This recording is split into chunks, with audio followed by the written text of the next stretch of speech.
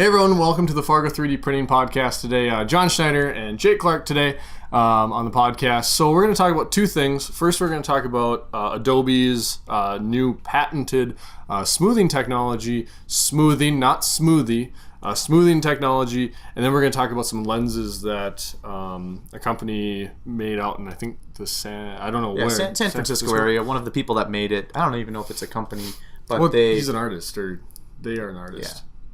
Anyway, we're going to be talking about some 3D printed lenses. I guess the first thing we'll talk about is Adobe. the smoothing technique. So anyone that's familiar with the FDM style of 3D printing, you're familiar with the stair stepping that happens especially when you print in taller layers. So it's where you have one layer and then another layer on top, another layer on top, and another, and you especially notice this on angles or on this print here. Oops, I'm hitting the mic. On this print here, where you have the top of this rabbit's head, you really see the stair stepping. I mean, it almost looks like a topographical map. You can really see each layer. And what Adobe has is a patent trying to help smooth that out. From what I can understand is, let's say that you're you're printing a roof, and you have this angle here. So it's about a 45-degree angle. Okay, so you've got a layer here. You see the next layer, and so on and so forth going up, and you've got that stair stepping.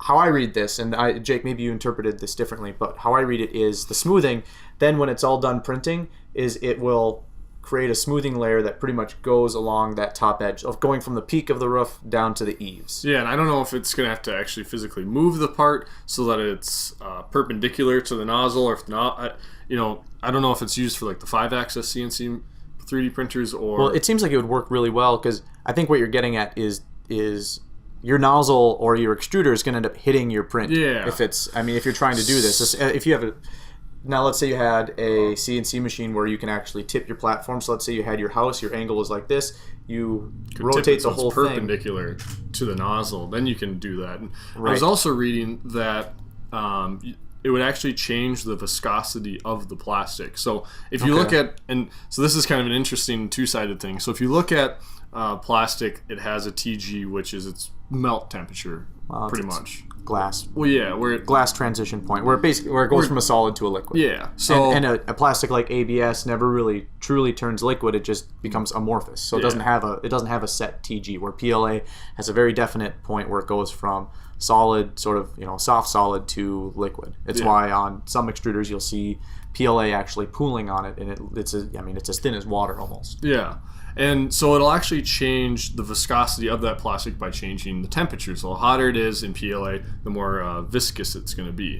Less viscous.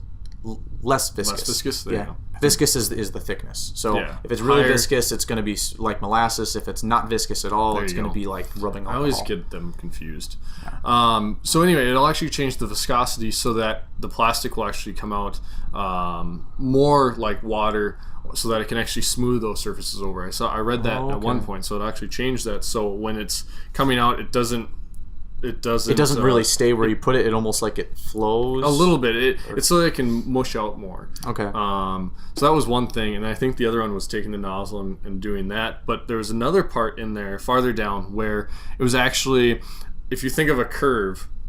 So for instance, let's take Shrek's head here. So if you think of this curve on the back of his head, well, what it would actually do is it actually offset the layers a little bit. So if you have one layer here, and keep going, every other layer, it'd just be up a little bit until that bottom layer could support the next bead.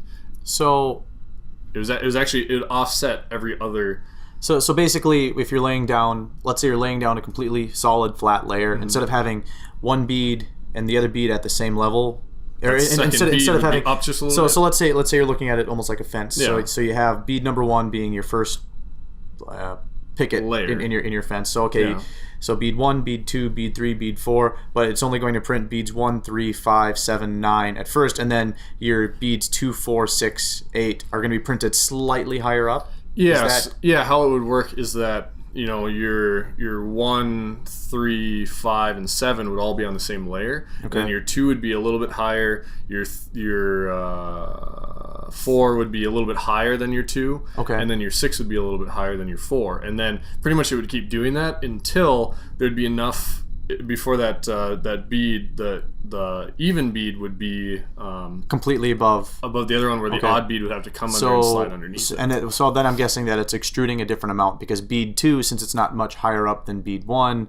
you're going to extrude less plastic than bead 8, where it's going to be substantially higher up than bead 7 and bead 9. Yeah. Okay.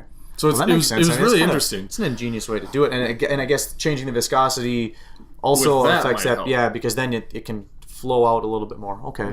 So I mean, I was kind of and they patented this in 2013. So it's been. So it's not new. No, it's not new by any means, but it's kind of interesting how it's surfaced. I guess relative. But I mean, that's the thing with the patents, is I'm sure someone was just cruising through, and I mean, there's so many different things being patented every day. There's no way you could keep up. Yeah, and so it's just an interesting way of tackling the problem, because I know there's some products out there that you can paint on it, you can sand it. Yeah. For ABS, you can do an acetone vapor bath, which I kind of don't recommend.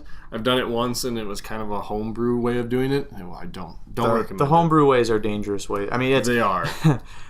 Not OSHA approved. No, they're not classroom safe. Yeah, not classroom safe. But some people are developing acetone vapor chambers to do that. Cold bath instead of a hot bath. Yeah, kind of. It's kind of like taking a microwave and then putting your product in there. You close it, you hit a button, and then it fills it with acetone vapor, and then it'll actually smooth out those surfaces for a set amount of time. And then you hit done or cancel, and you open it up, and your part let it sit for a while, and you take your part out. Well, I'm glad someone's doing it. I'm not going to do it. No, it's because acetone is just not a fun. It's very flammable. Yeah. Especially it has I forget what the flash point is or what the flash temperature is, but basically you heat it up to a certain point and it'll just combust. And it's not explosive. It just, and the fumes are bad too. It just does a sound and exactly like that. Yeah. Exactly. Wow. Anyway, just like that. And the vapors are also very bad as well. Yep. So. And I can't take any more brain damage. I'm all set there. Our employees hit you enough. Yep. So. Yep. So that's that smoothing technique. Very interesting. Yep. I'm curious on where Adobe will take it. Yeah, I mean, especially it's Adobe. Interesting. Yeah, and they don't as of right now they don't have a 3D printer. But then again, it seems like everybody and their brother is coming out with a 3D printer. I think it's safe to say that Adobe would not be kickstarting a 3D printer if they do one. But yeah, that's smoothing. So sort of on the topic of smoothing, there is this group of people, or is it 2 guys, or I think it's two guys. Yeah, so 2 guys. I think it's 2 guys. The article read sort of funny. And I don't mean funny, haha, kind of funny, just sort of strange. Where they were referencing how you go to a photo booth in the mall that has an iPad there, or you can basically no, it's the app. Yeah, and your iPad. And distorts your face. So it looks at your face and then it'll distort it. It'll make it really small in the middle and blow up the top part and the bottom part. And so their thing was, why spend $500+ on an iPad that allows you to do that when you can 3D print a lens on a $100,000 3D printer that'll achieve a similar effect, but you can't share it with your friends. You have to do it on a $100,000 3D print, and then you got five hours worth of sanding. Yeah, and then you finally get it. Yeah, so they printed it. I mean, I think it's more cool how they designed it. They used a ray tracing program to figure out Rhino, wasn't it? Yeah, Rhino was one of them. They said they could do it on Blender, but they chose not to. You could do it on any software as long as it has that ray part of it. Yeah, because with the ray tracing, you're able to predict how the lens design is going to distort the way that light goes. And another thing is they know what the distortion factor is for glass, and then they had to estimate what the distortion factor is for light. Basically, what that means is the speed that light travels through the material. So that's how a lens ends up working. For example, a glass lens, it takes more time for the light to travel through the thicker part of the lens than it does the thinner part. So then that's how it ends up bending. I'm sure that's overly simplified, and maybe I'm explaining it incorrectly. So someone in the comments, definitely feel free to correct me. But the big thing is they were able to print it. Yeah. And in a clear material. On a Connex 500, I think it was. So a Stratasys. That's over 100,000, I think. Yeah. I think that's like damn near 500,000 or 600,000. Somewhere in there. It's a lot.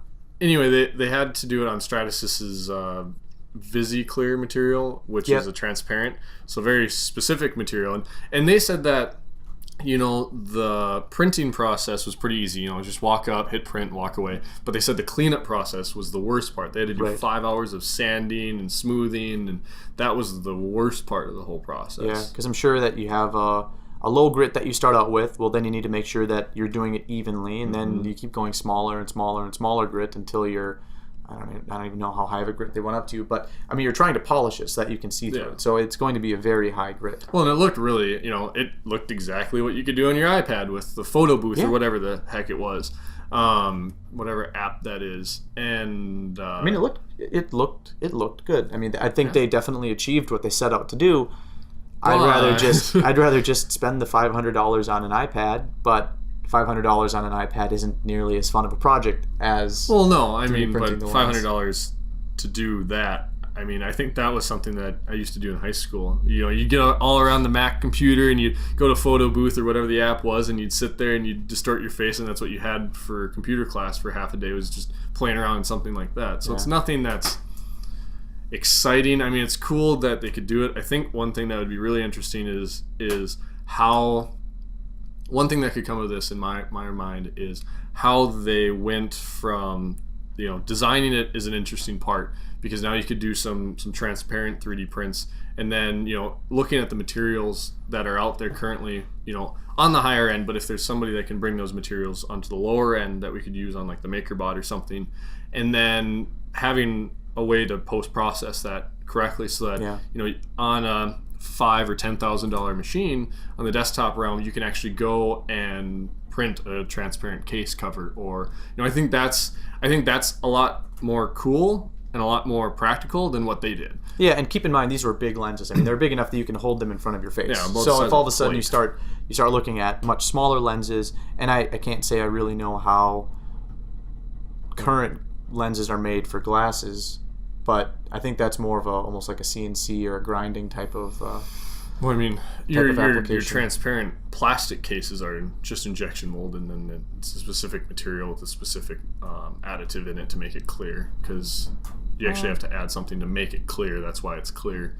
It's like a blue hue, or I don't know. It's weird. Yeah. Anyway, it's still cool that they did it. Yeah, I think that's going to be the coolest part is trying to figure out how we can get that lower cost, and how everyday DIYs or everyday schools can start adapting and using that kind of thing, because I think that'd be cool. You could have a clear dual bunny or a clear Shrek. I mean, yeah, but you sure could. Yeah. I think that's pretty much it, though. Yeah. At least for this week. Yeah, for this week it's short and sweet. So again, on behalf of myself and Jake Clark, thank you for watching the Fargo 3D Printing Show. If you haven't already, subscribe to us on YouTube, or if you listen to us on iTunes, definitely subscribe to us there. We're pretty active on social media, so hit us up. You think of a social media network, odds are we're on there. Just search for Fargo 3D Printing. So again, on behalf of both of us, thanks for watching. See you later. Are we in focus? We are in focus. Okay. That's going to be my... Oh, by the way... Did you get new glasses? I did. So we're even more in focus. Yeah. Finally, he can see that we're out of focus.